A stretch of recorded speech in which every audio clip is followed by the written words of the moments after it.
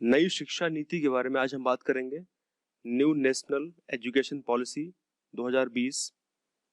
लेकिन उससे पहले आज हम बात करने वाले हैं कुछ इम्पोर्टेंट श्लोक के बारे में, क्योंकि एजुकेशन के लिए इन श्लोक्स को याद रखना बहुत ज़रूरी है।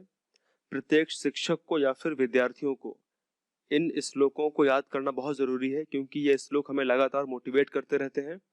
अब क्योंकि हम शिक्षा की बात करने जा रहे हैं तो इन श्लोक को हम ज़रूर पढ़ेंगे। तो चलिए सबसे पहले स्टार्ट करते हैं कुछ श्लोक, फिर हम बात करेंगे।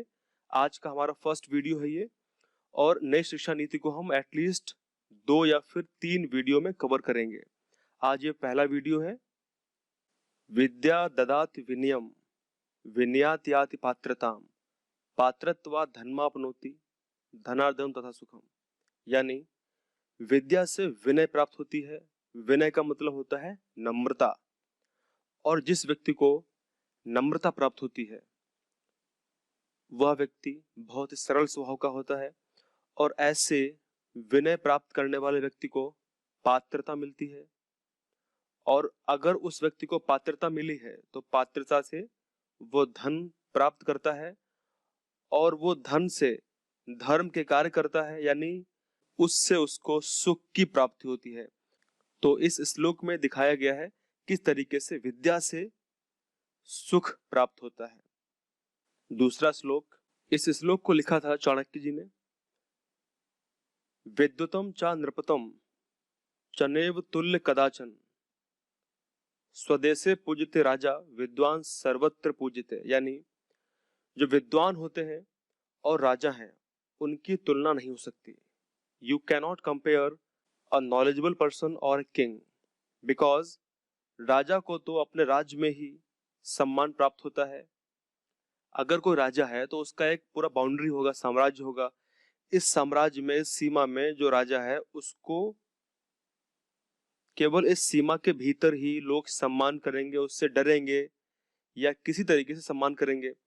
लेकिन अगर कोई विद्वान है तो उसका सम्मान, अगर वो इस राजा के दरबार में रहता है, अगर वो आज यहाँ पे है, कल वो इस बाउंड्री को त्याग करके किसी दूसरे देश में जाता है, तब भी उस व्यक्ति का सम्मान होगा, क्योंकि विद्वानों का सम्मान सर्वत्र होता है।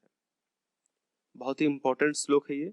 तीसरा श्लोक है, ये श्लोक विशेष रूप से विद्यार्थियों के लिए है, स्टूडेंट्स के लिए है, उनको मोटिवेट करने के लिए बहुत ही इंपॉर्टेंट श्लोक है ये।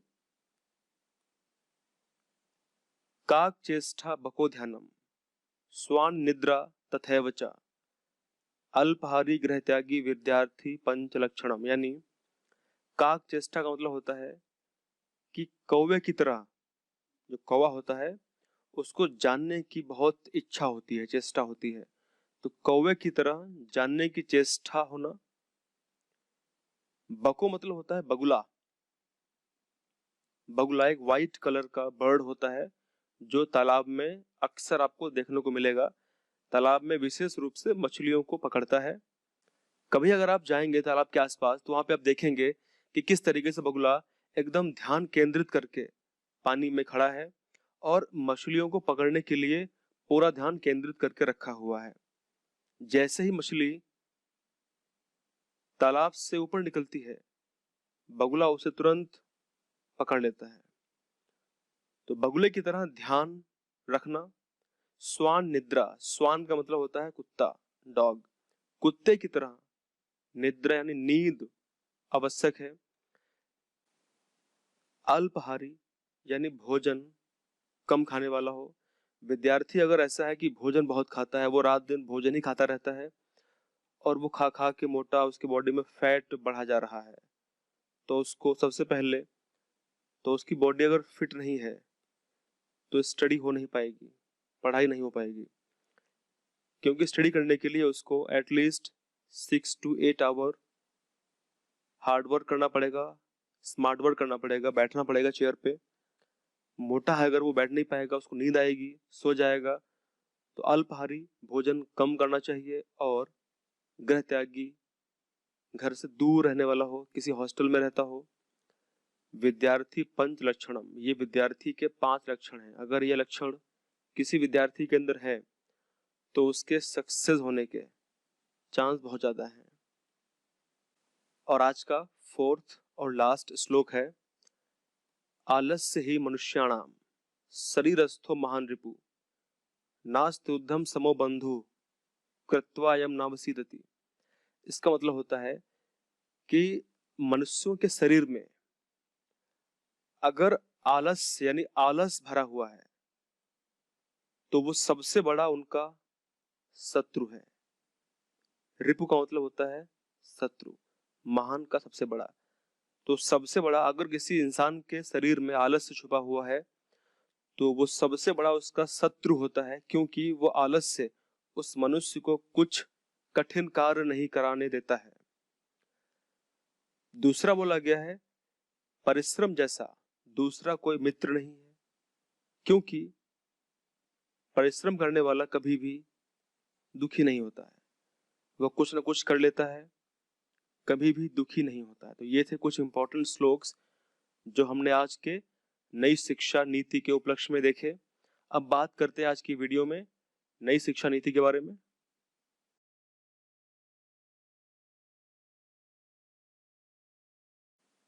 सबसे पहले बात करते हैं मुख्य बदलाव कौन कौन से किए गए हैं, यानी इंपॉर्टेंट रिफॉर्म्स कौन कौन से किए गए हैं। सबसे पहला काम किया गया है कि मानव संसाधन विकास मंत्रालय का नाम बदल करके शिक्षा मंत्रालय कर दिया गया है। पहले था ministry of human resource development, अब होगा मिनिस्ट्री ऑफ एजुकेशन। मानव संसाधन विकास मंत्रालय 26 सितंबर 1985 को बनाया गया था और उस समय राजीव गांधी जी की सरकार थी।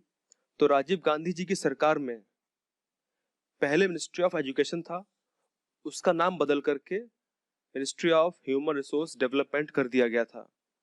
और इसके यानी एचआरडी के जो पहले मंत्री थे वो बनाए गए थे पीवी नरसिम्हा राव, यानी ह्यूमन रिसोर्स डेवलपमेंट के first minister PV Narasimha Rao को बनाया गया था। तो अगर आपसे क्वेश्चन पूछता है एग्जाम में कि पहली बार मिनिस्ट्री ऑफ एजुकेशन को ministry of human resource development कब किया गया था, तो वो होगा 1985 में किया गया था। दूसरा कि ये किसके समय किया गया था, तो राजीव गांधी जी के समय किया गया था। और एचआरडी के पहले मिनिस्टर कौन थे, तो उनका नाम था पीवी नरसिम्हा राव। अब बात करते हैं पृष्ठभूमि यानी बैकग्राउंड। बैकग्राउंड में ज्यादा हम डीप नहीं जाएंगे, बैक में हम 1968 से स्टार्ट कर रहे हैं। 1968 में पहली शिक्षा नीति की घोषणा की गई थी और जो कोठारी कमीशन के सिफारिशों पर आधारित थी। उसके बाद में 42nd अमेंडमेंट किया गया संविधान में 1976 में। इसमें हमारे एजुकेशन के लिए बहुत ही इंपॉर्टेंट काम किए गए, जैसा कि हम जानते हैं कि हमारे संविधान में 3 सूची होती हैं। कौन कौन सूची होती हैं? Union list, state list, concurrent list, यानी संघ सूची, राज्य सूची और समवर्ती सूची। तो 42nd अमेंडमेंट से पहले एजुकेशन स्टेट लिस्ट में हुआ करता था, बाद में 42nd अमेंडमेंट करके इसको कंकरेंट लिस्ट में डाल दिया गया। तो इसमें सबसे इंपॉर्टेंट काम यह किया गया। हालांकि 42nd अमेंडमेंट बहुत ही इंपॉर्टेंट है, क्योंकि इसे मिनी कॉन्स्टिट्यूशन भी कहा जाता है या फिर इसे इंदिरा कॉन्स्टिट्यूशन भी कहा जाता है। तो ये अपने आप में बहुत ही इंपॉर्टेंट अमेंडमेंट है। मोस्टली क्वेश्चन यहाँ से पूछे गए हैं, तो आगे भी चांसेस हैं कि यहाँ से क्वेश्चन आ जाए, तो आप अच्छी तरीके से इसको तैयार करेंगे। अगर इसमें हम बात करें कि इसमें क्या क्या जोड़ा गया था, तो राज्य सूची से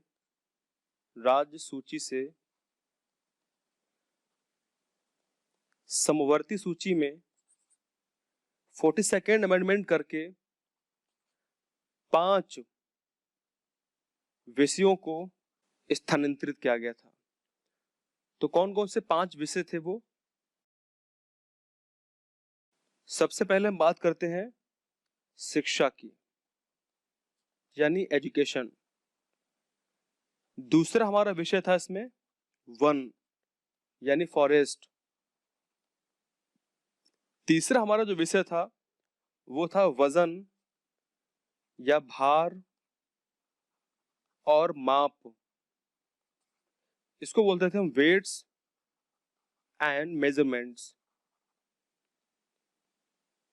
ये 3 हो गए। चौथा हमारा जो था इसमें वो था कि जंगली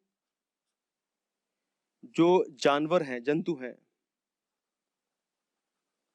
जंगली जानवरों और पक्षियों का संरक्षण। इसका मतलब क्या है? इसको हम बोलते हैं protection of wild animals and birds.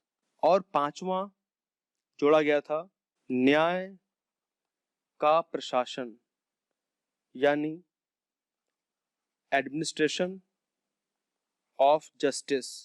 तो ये कुछ 5 इंपॉर्टेंट विषय जोड़े गए थे स्टेट लिस्ट से कॉन्करेंट लिस्ट में। स्टेट लिस्ट की अगर बात करें तो स्टेट लिस्ट में जो सब्जेक्ट्स हैं, जो विषय हैं, उन पर स्टेट के पास अथॉरिटी रहती है, यानी स्टेट के पास जो विषय हैं उन पर कोई भी कानून स्टेट पास कर सकता है। लेकिन जो कॉन्करेंट लिस्ट में जो सब्जेक्ट्स हैं उन पे स्टेट प्लस यूनियन दोनों लॉ बना सकती हैं, दोनों कानून बना सकते हैं। तो ये कुछ इंपॉर्टेंट बातें थी।